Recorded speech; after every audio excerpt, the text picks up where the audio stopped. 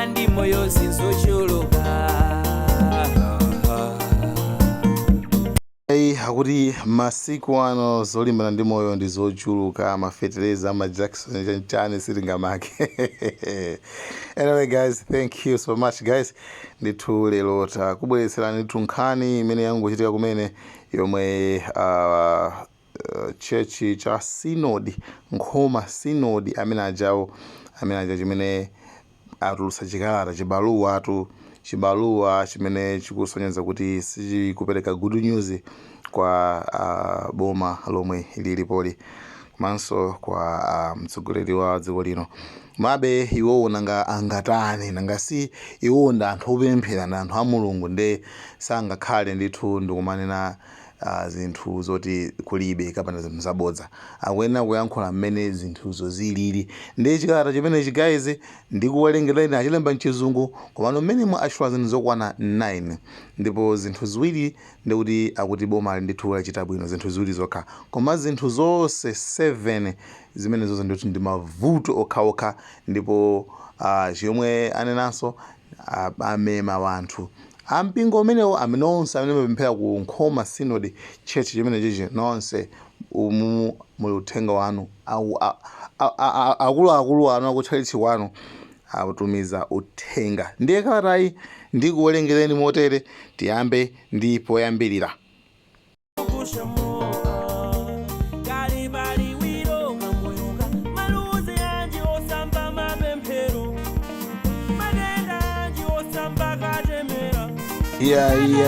Choyambirira chikalata chimenechi akuti pali ma notable achievements from government, akuti ndithu ma achievements zomwe achita boma lomwe lilipoli. Choyambirira akunena kuti road construction works in Lilongwe, akuti iwowa ndithu sinkhani yobisa, sinkhani yotani, komano akuti misewu ku Lilongwe, akuti kumene kuku ndithu ndi misewu yabwino, ndipo iyayi ikatha ndithu ku Lilongwe kuoneka bwino, komanso akuti iyayi ndi achievement imene yoti sitingabise.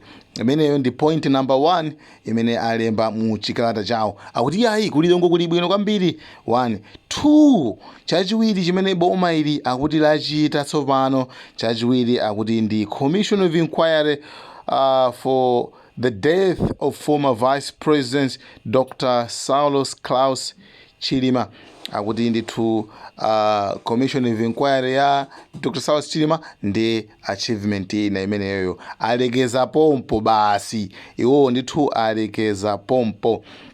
Akuti zinthu ziwiri zimene zizi ndi zimene zili ma achievement boma limene lili. Ndekenako tukalowa imene inali A imene akuishida kuti notable achievements from government, akuti zinthu zimene zili ma achievement zimene achita ndi imene inali A. So pano tibwerere kuno ku B imene akunena kuti our concerns and humble appeal, akuti madando athu komanso mapempho athu, madando athu komanso mapempho athu. Ndeti yambe ndi number 1.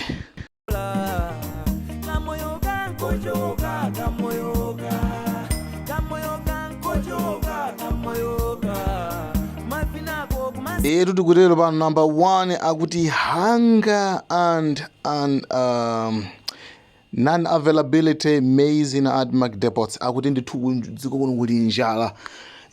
Zimene alemba mu chikalata chimene akuti muno mdziko muno muli njala ndithu, komanso chimanga mu ADMAC mulibe. Point number 1. Point number 2 akuti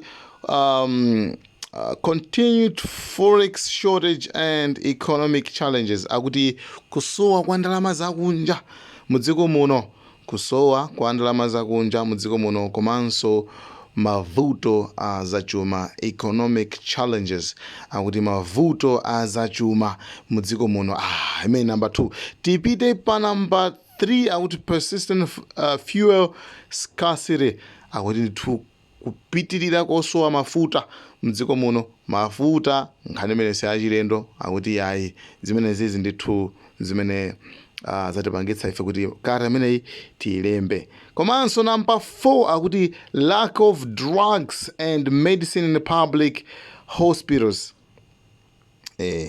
Akuti ndithu kusowa kwa mankhwala, ndithu mankhwala mu mzipatala zaboma. Kusowa kwa mankhwala panopa ndithu iyayi anthu akumati olo akachosa dzino si paja amakupasa kathunje kaja kuti uyikire pamene achosa dzino paja kuti magazi asiye kutuluka. Mumadziwa kuti muzipatala zina iyi nkhaniso kuti ndiyopeka, koma muzipatala zina amakubuza kuti upitire ku pharmacy ukagule kathunje kamene kacha. Zimene ndithu zikuchitika ndithu guys. Guys, tikupitirira pano, tikupitirirabe ndi number 5. Number 5 ikuti war against corruption.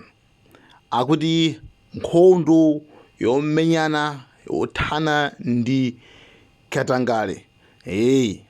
Pajatu iwo maparagrafu awo anena kuti akuti it is not a secret kuti this government boma ilili akuti linalonjeza kunena kuti lidzathana ndi katangale, lidzamenyana, lidzapuntha katangale, kuti katangale mwakuti.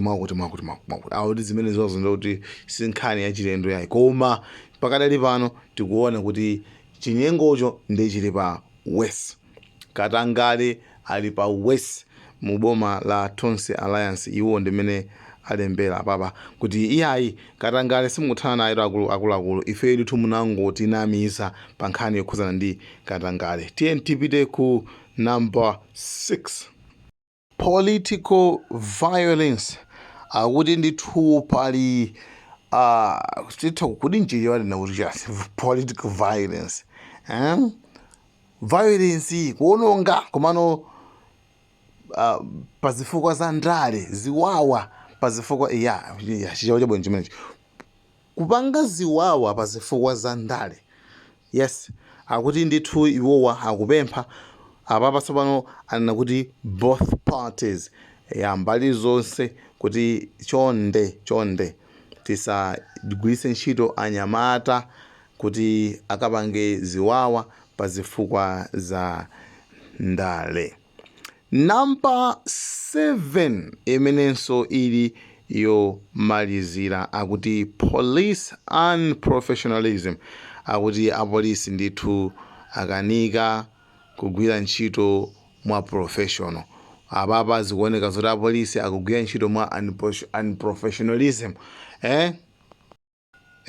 Tsopano pa number 7 pamene papa tibwerezenso kuti akuti pamene papa apolisi aukanika ndithu even kugwira ma thugs, zigawenga zenizeni, komano kugwira anthu osalakwa. Kenako akuti pasi pali our call to our faithfuls.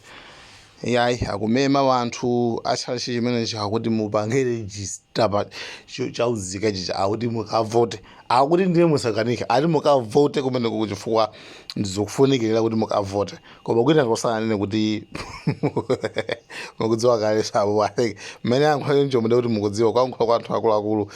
Conclusion akuti as a synod, ifeyo ngati ma synod we are very optimistic kuti the leadership of the country will address the above concerns with the agency they deserve. Akuti iyayi tikukhulupirira kuti aboma ndithu ayesetsa tili ndi chikhulupiriro kuti aboma atambasula zonsezi azilongosola. Like, share, Malawian cameras. Right.